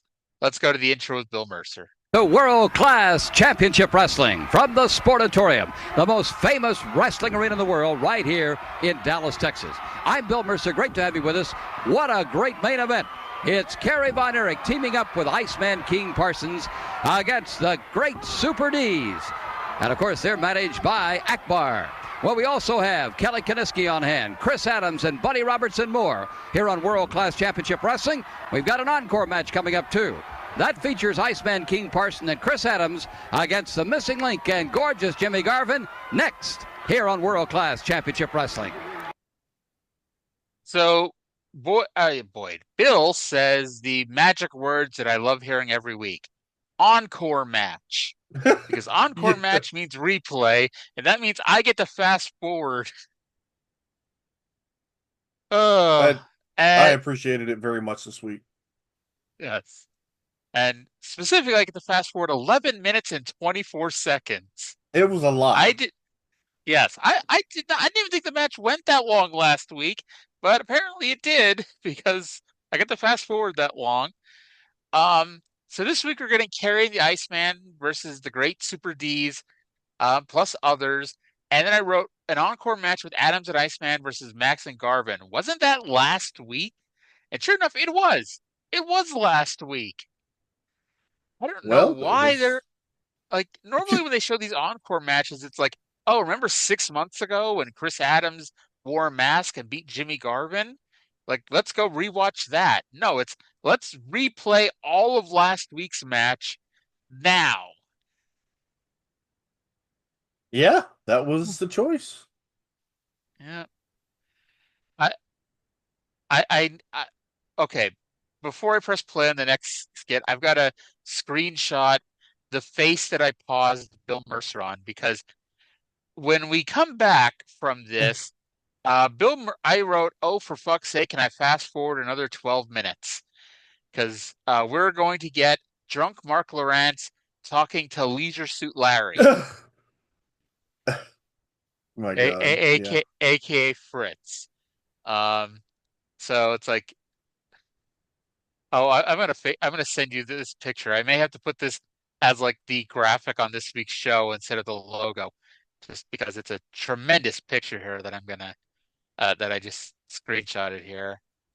But yeah, so we're gonna go to Fritz here in a second, and he's going to basically announce the match or announce the big show coming up that we all know is coming because it's 2025, and we all know. If you don't know anything about the history of World Class, you at least know the show that they're about to plug. So now that I've texted Trey that picture, and has Trey popped yet? Trey has popped. Let's go now to drunk Mark Lawrence along with Leisure Suit Larry. It's just, it's not even like a really exceptional face. It's just. Very deeply concerned Bill Mercer. Bill Mercer has been informed that we're going to exploit the death of David to get the world title on one of Fritz's kids, and this is the face he's making. They killed the show? What happened? Yep. All right. Well, let's go to Mercer first, and he's going to pitch it to Mark and Fritz. Can you hear me, Trey? Hello? Apparently not. Okay. Well, Trey X's out. I'm going to press play and play this, and I'm going to message Trey to X out and come back in. In our World Class Championship Wrestling studios, Mark Lawrence talked with Fritz Von Erich. Hello, everyone. I'm Mark Lawrence for World Class Championship Wrestling. And it is indeed a real pleasure to be here with Mr. Fritz Von Erich as we have the opportunity to address the many hundreds and thousands of fans who have been inquiring about the world title situation which David earned for himself. And now there is, of course, a change in the circumstances. And Fritz, what is the story now? Well, Mark, the only change is that, if you recall, that Mike went the 10 minutes with Ric Flair. Flair could not beat him. If that had happened, then David would have had his choice of where the world title match would take place and the conditions. The National Wrestling Alliance has gotten back with us. We made no inquiries to them at all, but they both realized that Kevin and Kerry are both leading contenders for that World Heavyweight Championship. And they told us that the same conditions that Michael earned for David, either Kevin or Kerry, they realize they're both in the same category, both have equal talent. Whichever promoters want to wrestle for the world title under the same conditions, they certainly have that opportunity right now. That match is going to take place at Texas Stadium on the afternoon of May 6th, and it will be for the world title. So the boys have picked the place. As to who it's going to be, all I can tell you is, partner, it'll be either Kevin or Kerry. In my mind and the minds of an awful lot of people, those boys are of equal talent in all areas. I can tell you this, my son David, this is the biggest goal in his life, to be the world champion. My sons now, Kevin and Kerry, are going after this world title for David in his memory. Partner, there's a dedication and a devotion there now to a goal that's never been in my family before. And I'll go on record right now as telling you, whether it's Kevin or Kerry that goes for that world championship at Texas Stadium, in my humble opinion, there will be a new world's heavyweight champion crowned on that afternoon. All right, Fritz, I know that you have been overwhelmed as an individual, as a family, by so many warm responses from fans all over Texas, all over the country, and all over the world about David's death. Mark, let me just take this opportunity to thank the people all over the United States. In fact, a big part of this world, where world-class wrestling is playing now in all these markets. Folks, your response and your love and warmth to our tragic time was absolutely overwhelming to my family and myself. And we'll never forget you the rest of our lives.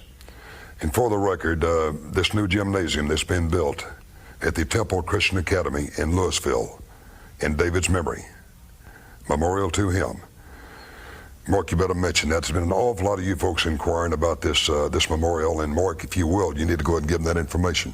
But folks, I love you, and just thank you for being there. All right, Fritz, you folks, of course, have the opportunity to make a donation, express your sympathy to the Von Erich family by making a donation to the Memorial Gym, Temple Baptist Church, Louisville, Texas, 75067. For every donation that is made, an individual's name will be put on a beautiful ornamental plaque at the entrance of this outstanding facility. Once again, that's Memorial Gym, Temple Baptist Church, Louisville, Texas, 75067. And of course, your donations are appreciated. Mark, again, it's just great having these folks build this beautiful new gym in the memory of my son David. And just God bless them for it. And thank you for all these inquiries. And I hope this information is what you're looking for. Thank you. And we'll look forward to the excitement coming to Texas Stadium, a world title opportunity for Von Erich. Trey, can you hear me? Yeah. Okay, good. All right. So obviously, you and I, we never met David Von Erich. Neither of us were even born at this time. My mother was 1 month pregnant with me. I actually was like 3 weeks pregnant with me when David died. David didn't do the Von Erich thing. David just died otherwise. So, however, even not knowing him, I want to believe that David Von Erich is more honored by the fact that this church is building a new gym in his name and dedicating it to him and calling it the David Von Erich Memorial Gym than he is by his dad exploiting his name so Kerry can get the world title. Yeah, I'm sure that he would have been. We don't know. Fuck, we don't know. Well, obviously we don't know, But Nose Whistling Fritz is really taking advantage of this. And we actually talked about this I think a few months ago at this point, because one of the reasons Kerry gets the belt is because the NWO was worried that Fritz was going to go with Vince, that they were going to split from the NWA and side with Vince in Vince's expansion across the country. And there was a big enough concern that combined with David dying, and actually it had more to do with Fritz siding with Vince than it had to do with David, believe it or not. But those two things combined led to Kerry getting the belt for 3 weeks. Yeah. But, Kerry being the unreliable Kerry Von Erich he is, plus the NWA wanting to promote a big show in the Meadowlands at the end of May, is what leads to Flair getting the belt back after 3 weeks, in case anyone is listening to this for the first time. But anyway, I do laugh too about this, because I really am trying at times to ignore what we know about Fritz being a douchebag and just try to be in the moment while watching these shows. But, I do think it's funny that the story is David got the title match because Mike Von Erich did not lose to Ric Flair. So if that's the case, why is Mike Von Erich, in kayfabe, why is Mike Von Erich not being considered for a world title match? Well, you're right yes, in that. I know Mike sucks. I get that he's only been wrestling 3 months, but in No, you're kayfabe, right, he though. should be getting a world title Yeah. match. Yeah. Like, I can understand if, from their perspective, if you're looking at them holistically, Mike is not a top contender for the world championship. I can accept that. But I do understand your point. As a modern fan, I watch that and say, okay, if you wrestled the world champion time limit draw, you have you are worthy of challenging the champion. Yeah. I actually am curious because isn't Lou Thesz the youngest NWA World Champion ever? Let me see. Probably not because Yes. I don't think so because he was 33 when. Well, at least the National Oh, Wrestling Alliance. okay, So that version of the yeah, NWA World Title. If you include, and people tend to include this when they talk about Thesz being world champion, if you include the National Wrestling Association World Title, Thesz was like 23 or something, very young. yeah. So you kind of, I can almost guarantee that even if Fritz would have made the recommendation, this is one the NWA would have said no to. But I could almost see the gears in Fritz's head going. Mike Von Erich is 20 years old right now. He just turned 20 on March 2nd. They could have put the world title on him, or he could have recommended Mike win the belt and make him not only the world champion, but the youngest world champion ever. I don't think I'm being unfair to Mike to say that Mike Von Erich was not Lou Thesz. No, he wasn't. But Fritz didn't give a shit. Fritz was like, my boys are going to get that damn title. And I like to think that Fritz. Say whatever else you will about Fritz. He was smart enough to think they're not going to fucking go for that. I could almost see the gears in his head going, though. It probably occurred to him. So we now have a show, May 6th, Texas Stadium. We don't have a name of the show yet. We don't have a challenger. Hell, we don't even really have a champion because they didn't even say it's going to be Ric Flair. That's kind of like whoever the NWA champion is. Because as we saw last year when they were building up the Flair match at the June Star Wars show, Flair wasn't the champion when the show actually happened. Even though Harley then had to do the same stipulations, which unfair as fuck to Harley, but we talked about that last year. But yeah, so whomever the NWA champion is on May 6th will defend against either Kerry or Kevin. And I mean, Trey and I discussed this, that it's probable / more than likely that we're just going to do the full Parade of Champions one week, like we've done with other big world class or Mid South shows that we've done on this show here. Yeah. So then after that, we finally go to the ring for the actual show. It is Kelly Kiniski versus the very capable Mike Reed. And I know we've asked this before, but what if Kelly Kiniski and John Mantell were a team? Just wait, I bet it's coming. Yeah. Do you think Gene Kiniski is as overly obsessed with his kid winning the world title as Fritz is? No. Maybe not, since Gene actually got the belt, unlike Fritz. I wrote Kiniski won somehow. I was reading a message from my most famous friend, and it's Kelly Kiniski, so I'm not rewinding to watch what happened. Funny thing is that Fritz was the AWA World Champion, and I guess just fuck that. No, that doesn't count unless you're Jerry Lawler, who was like, any company that will put the world title on Jerry Lawler, we will take it. Yeah. I was terrified that this match was going to go 10 minutes, and I was just really, really relieved that it didn't.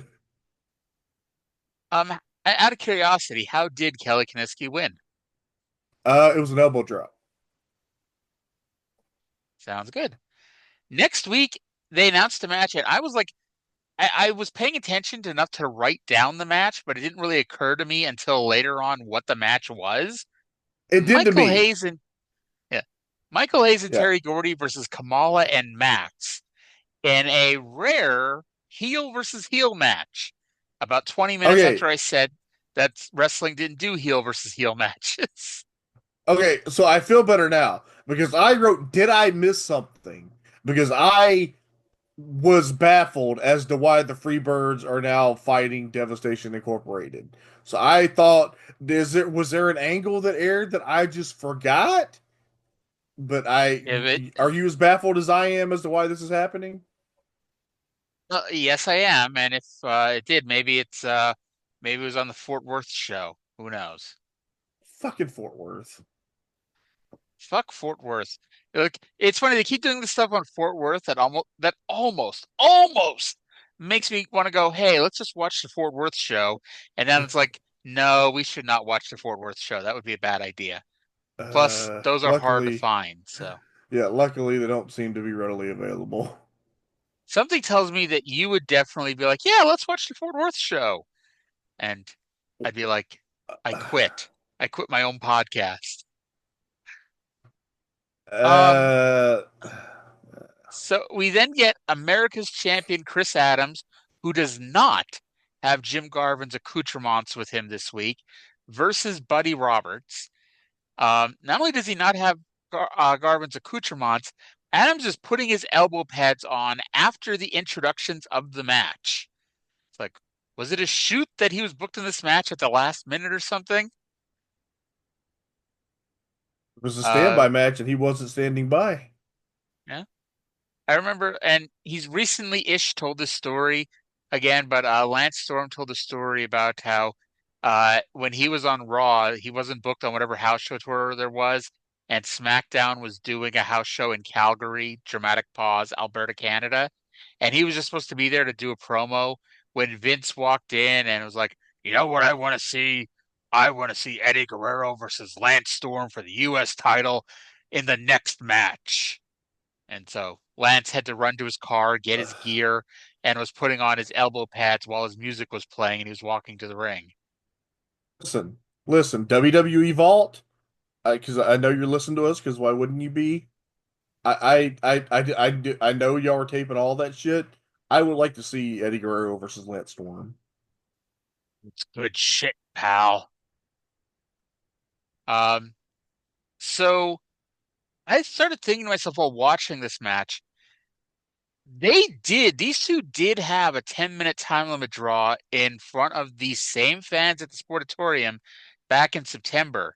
Are they just re-airing the same match with new commentary? Because not only was Adams not out there with his accoutrements, but Sunshine also wasn't there. And so I'm like, maybe they're re-airing a match with new commentary to say, and like pretending that it's a new match. But then that's not what happened because there is kind of a finish on this match. And that match was also, that original match was during the time period when the debate was, are we pushing Chris Adams or not? Because one week he'd be winning matches against Michael Hayes in 30 seconds, and the next week he'd have a 10-minute time limit draw with John Mantell. That was also during the period where Buddy was wearing the headgear, wasn't it? Yeah, but like if I remember, like when they eventually pulled it off, like his hair had grown back already, so it's like, it's No, because possible he the was bald match. for a while. You remember? He was bald for a while. I remember his hair growing back way too quickly. Well, not way too quickly. I remember his hair No, growing back fairly quickly. I Like, yes, remember he was him bald. staying bald for like a really surprisingly long time. I mean, it couldn't have been that surprisingly long because it was last June when he beat Iceman Parsons in a hair versus hair match and then got his head balded. It was at least several weeks that he had a shiny ass bald head. Well, either way, this match is not that match. At one point, they're in the ropes, and Buddy Roberts, I think Chris Adams was supposed to tie Buddy up in the ropes, but he either didn't hit Buddy with enough momentum or whatnot, because it didn't happen, and Buddy tried to surreptitiously tie himself in the ropes, but couldn't quite do it without it being painfully obvious that he was doing it to himself. And I'd like to ask you a question, Trey. How many wrestling podcasts do you know of does the host use accoutrements and surreptitiously in the same match review? Not a lot, but that's just the kind of high quality service and vocabulary you get here on something else. Pinky's up in the air. Well, doing this. So about 7 minutes into the match, Mercer finally points out that Adams is the champion. He doesn't say what champion Adams is, but it was still the first time the entire segment that somebody talked about how Chris Adams is a champion. Because he sure as hell wasn't introduced as America's champion. He didn't have the belt. I'm sure on Fort Worth TV, Garvin stole all that stuff back. But, yeah. During this match, they also announced that World Class is now being broadcast in New York and Ohio. And I guess looking back, I need to pull out my NWA territory map and try to keep track of what territories were out of business and where who ran where. But I wonder if it was raising any eyebrows, all this world class expansion. Because outside of like random one-off shows in Boston or that tour of the Middle East they did, they pretty much stayed in Texas the whole time, but their TV sure is expanding into a lot of other areas and cities. Okay, so New York would have either meant the WWF or like there were parts of like around Buffalo at times that were like outlaw territories, like the NWF. That the NWF heavyweight title that ended up in New Japan, that was that NWF that Inoki wanted to buy an American World Championship, and that was the one that he could buy. But yeah, so those wouldn't have been NWA members. Ohio, there wasn't an NWA territory based in Ohio. The only people that would have been running Ohio at this point would have been the Georgia office. So I don't know if they would have been if it would have been the same area, the same towns or not. But I'm thinking also like, I know Maple Leaf Wrestling and Frank Tunney, I don't know if they were an official NWA member, but I would think Buffalo, because like Buffalo's right there. For those who have never been or don't know your Western New York geography, like Buffalo's basically right there on the Canadian border. Like, so I'm confident that in a dispute over territories, they'd probably have the claim over Buffalo just because their TV probably ran, coincidentally or not, into Buffalo. So, it's, if there was an argument, it would probably be up to them to claim it.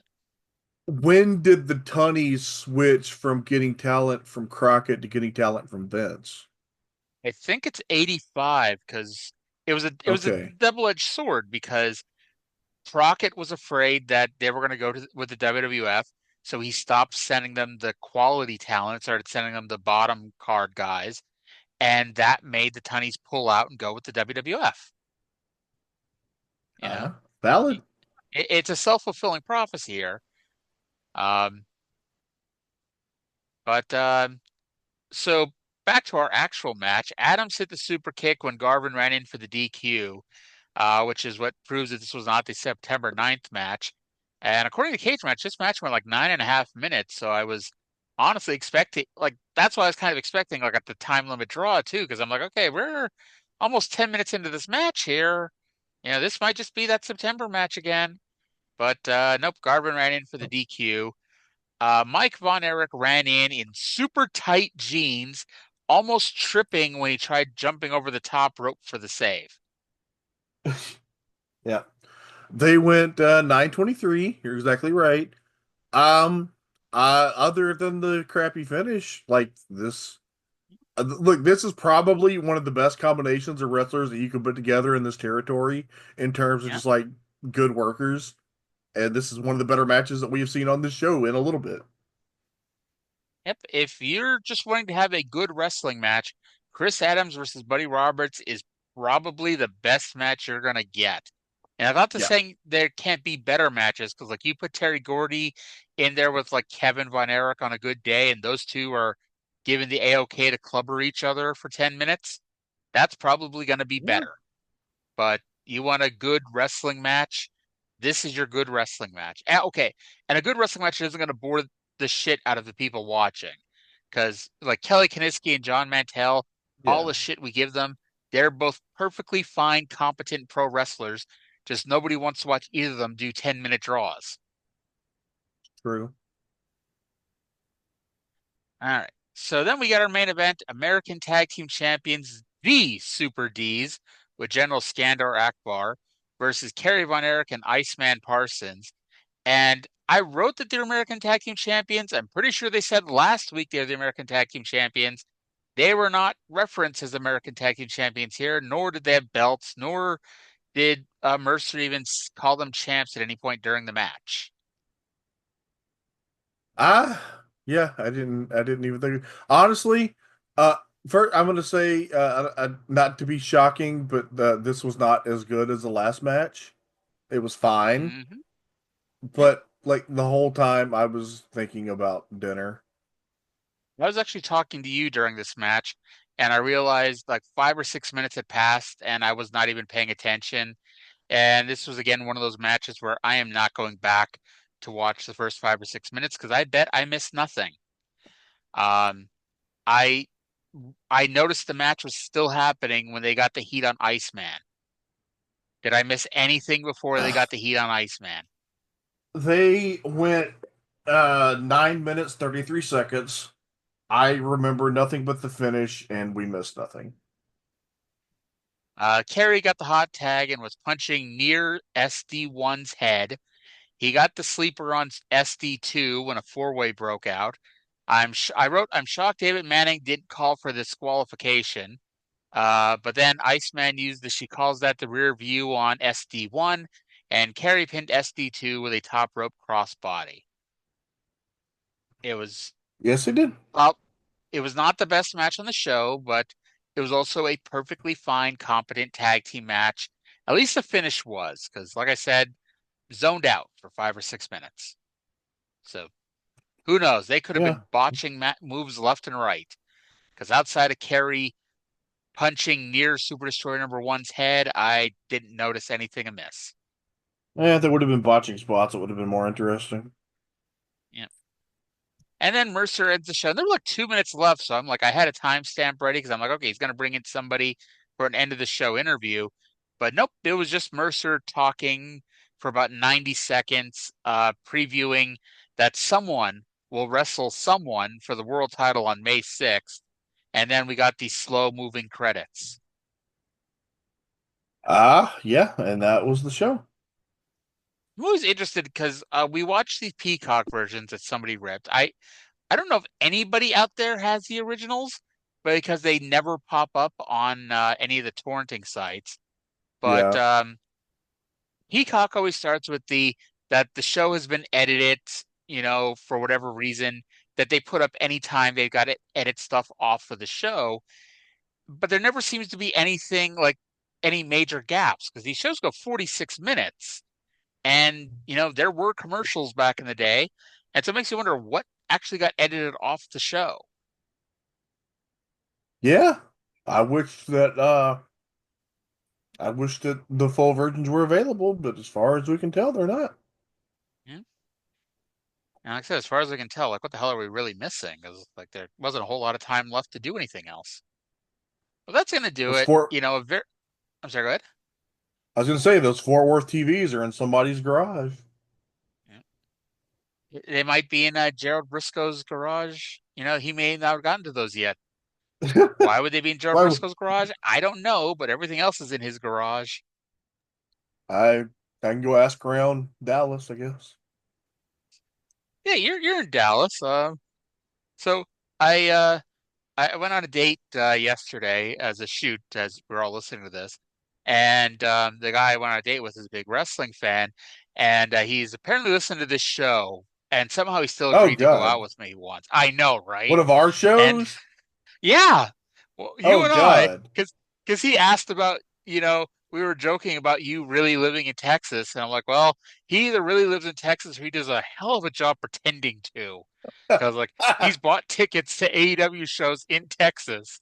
You know, if he doesn't really, you if have you don't really live in Texas, Trey, you are really living the gimmick. I mean, I'm like, hey, we're Facebook friends. You see me photographs all around Texas. It's I put a lot of effort before I go to my mansion in Beverly Hills. I guess it's because you don't have like a real Southern drawl, even though like you grew up, in Arkansas and now in Texas. Like, so I think most people, when they hear that, they're expecting you to, speak like Jeff Foxworthy. Jeff Foxworthy's from Georgia. The drawl the drawl is Eastern. The drawl is Georgia, Carolinas, the Southeast. I'm from Arkansas. My accent is essentially I have a very strong South Arkansas accent. I spent a little bit of time in Mississippi. Mississippi didn't change my accent much. Texas a little bit. The thing is, I was in academia for about a decade, so I got in the habit of code switching. So unless I am speaking to a family member or an old friend, I I pronounce things differently and speak with kind of a different inflection than I would in like my most natural speech. Hmm. So I've told you that I lived in Florida for a very brief amount of time, back in like '92, right? Yeah. So when I was 7 years old. So I started second grade in Florida. And I remember my first day of school. My brother's in kindergarten, I'm in second grade. So our mother took him to class first. And our school, if you step outside of the classroom, you're outside. I don't even Okay. know how to really to explain it, except like we had kind of a roof. It was like there would be rows of classrooms and each had like kind of like an awning, honestly, over the entire row, but you were still outside. There were no four walls of this school. So anyway, so we go to my brother's classroom first, and she's inside dropping him off and getting him set up. And I'm standing there as white and northern as can possibly be. And this woman comes up to me, and it was an adult, and this is how I remember it. And who knows what it really was, but I still remember to this day her walking over, looking down at me and going, "You from the north, aren't you?" And I'm just like afraid to speak. I just nod my head, and she just walked away. Yeah. what were you doing that gave away that you were from the north? My guess is just being really, really white, just because, like, it looking like I'd never seen the sun before. Okay, it's like yeah, people are white in the south, but we're rednecks. We be getting sunburned. Yeah. I always say I lived in Florida long enough for a hurricane because I was down there for Hurricane Andrew, and then I moved back to Pennsylvania in time for the blizzard of '93. So all that was missing was us to move to the Midwest so I could get a tornado in there and then the West Coast for an earthquake. And I would hit the grand slam of natural disasters in 1 year. Yeah. Okay, so my mother grew up in Florida. I never spent I've been there some, but yeah, she grew up Hmm. there until she was like 17 or so. And I grew up in Arkansas.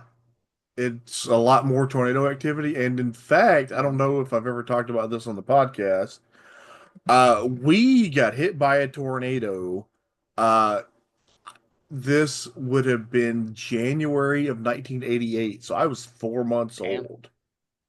And damn. I okay, I have to try to remember the story because obviously I don't have my own memories. I just have what I've been told about it. It something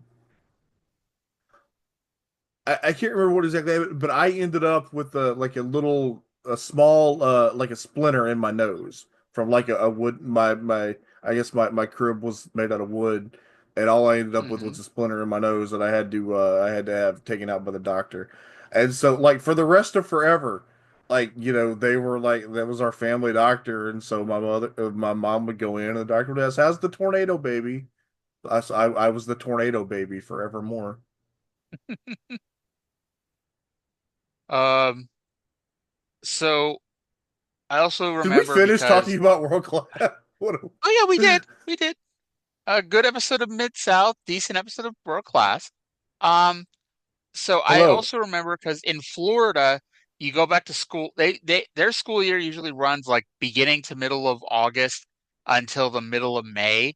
Whereas in Pennsylvania, at least at the time, until we moved back a week before Labor Day, we would start school the day after Labor Day and go until about the middle of June. Well, and you can see where this one's going. Because I started school in Florida and ended school in Pennsylvania, I started in Florida at the beginning of August, and then between the blizzard of Uh, '93 and the teachers going on strike for a month, we didn't have any holidays. We didn't like Christmas break did not exist. We were off on Christmas Day and that was it. And oh, we were in school every day until June 30th. So second that's grade for me brutal. went 11 months. Yeah. God damn. Yeah, in Arkansas, we would typically start school. Now, this was 30 years ago. It's different now. We would start Yeah. school about August 20th, roundabout, and Hmm. end about May 15th. Yeah, that's a very southern thing. That's or probably around when Florida was doing it too. And then like the next year was when we moved from the day after Labor Day to the week before Labor Day. So we'd start at the end of August. So this way, if there were snow days, there was a little bit more time to make it up. Yeah. And as much as you love snow days when you're a kid, you really, really hate making them up in the middle of June when it's 100 degrees and the AC doesn't. I don't remember my elementary school having AC. So like when it was June, we had to pull out the giant fans, for the classrooms. Wow. Yeah. Yeah, that's I only got maybe one or two snow days ever growing up. Yeah. If we had a winter where we only got 1 or 2 snow days, that was a good winter. And Wow. this is not me going, oh, I'm so much better than the next generation currently is. Because you know what? I'll give this. I'd rather be in this current generation shoes because like back in my day, we didn't get school canceled or even delays until there was actually snow on the ground. Like nowadays, if they're announcing, oh, tomorrow there's going to be 6 inches of snow, we're canceling it now. We're at least doing a delay now. Like, I remember going to school once. They had announced there's going to be this major storm, but it hasn't happened yet. So go to school. And then we were standing in the vestibule of the high school waiting to be released to go to homeroom. And they told us, and this is 7:45. They told us that we were going to be released to go home at 8:45 because it had just started. Well, Like, we went to homeroom. Yeah. I think now in a lot of cases, if physical school is canceled, they have to do school online instead. Yeah. Yeah, I believe they do that now, which, hey, score one for the pandemic. People learned that you could teach kids virtually. Although I don't know how much they really learn, but that's neither here nor there. Um, but I still remember because the high school had to go to school because we started before the middle school or the elementary school. The middle school and elementary school got canceled and they had to make the day up. However, because we went to school even for just an hour, somehow that counted and we did not have to make up that day, the high school kids. Oh, well. Yeah. Oh, Arya, this may be the wildest tangent we've ever gone off on. Oh, I don't think so. You don't think? No, God, no. But yeah, we've had some crazy ones. Like, we've really only gone off for like 10 minutes because like it took us until 10:47, 10:45 my time to finish world class. Although we did go off onto a between mid south and world class tangent that I was not prepared for, which those are usually the best ones. There's a lot of tangents on this one. Tangent heavy Yeah. week. So I did clear the name of the show with Stevie J, and I told him Okay. I gave him the two options, and I wanted to call the show either Horny Hairdresser or Ballsy Boyd. And both of them, I'm like, I don't want to have to come up with a third name. So I I emailed him and I'm like, are either of these okay? He's like, yeah, they're both great. I prefer Ballsy Boyd. I'm like, okay. And I that think I told him the backstory as to why I came up with Horny Hairdresser, but Ballsy Boyd it is. Horny Hairdresser is funny. I'm sorry I got us in trouble with Butch Reed boinking Terry Taylor. I didn't even think that was that bad. Like, oh Oh, Lord. God. This is why this is the rated R supercast. And I can't even talk about Cope because Trey hasn't even watched the goddamn match yet. I can't even do this week in Cope news. So we It can, was your you know, fault. It was your it's fault my because I fault. was It's about. my fault. It's my fault that you, in the middle of watching Dynamite, decided to go to sleep. You are literally the one who told me to go to sleep. Yes, but I also said to you, do you want to do the show tonight or do you want to do the show tomorrow night after I do TNA? And you were like, neither time works for me. I I'm like, didn't want to do either, okay. but I Like, did this but one. but but you didn't come up with a suggestion. You didn't even tell me what was going on as to why you couldn't do it either time. Like, we could have done this Monday night if you really fucking wanted to. Or honestly, I'm off Monday. We could have done it any time Monday Oh, without an okay. issue. Well, But that would have been the better thing. It would have been the better thing. I didn't. well, There's Trey, just like there's just like a lot going on tomorrow. There's already like I had to push the Oh My God cast back a week again. Trey, I love you. Open your mouth sometimes. I'm But sorry. I don't like to. I have that strong. I think like people who grew up with feeling like they were on their own a lot, they have a strong tendency of I'm gonna solve my own problems. I'm not gonna ask for help. that's me as an adult, my friend. Like the person who raised me passed away when I was 19, and I basically cut the majority of my family out soon afterwards. And so in my mind, I've been independent and on my own since I was 19. And so believe me, I know this. But at the same time, like I know I keep saying this is my podcast, but this is our podcast. I remember how good these shows were without you, and believe me, I don't want to go back to that.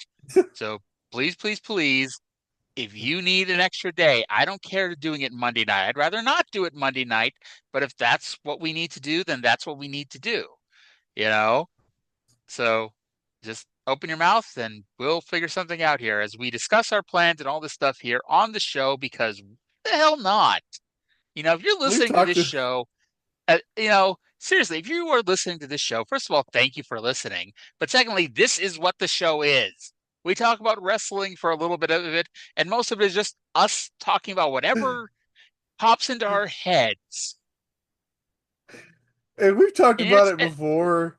We've talked about it before, but it's so fucking insane that we used to record the Mid South World Class and the Smoky Mountain show back to back. Like that would on take five Saturday hours nights. now.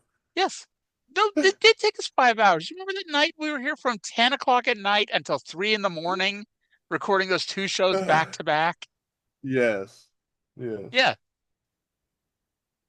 Oh, Lord, this is why we can't do that. This is why we have to have some spacing here. That and we apparently drive each other crazy at times. But And anyway, again, that's gonna. you would think we never spoke outside of the podcast. Oh yeah, we talk like if not every day, almost every day. We are talking a lot, and there are definitely times where I sit here and I go, "Come on, Trae, why aren't you answering?" And you're just like la di da di la di da. Sometimes I have to actually do stuff. Yep, yep, yep. Meanwhile, I'm sitting here in a movie theater and I get a ding from you, and I'm like, oh, I better answer that.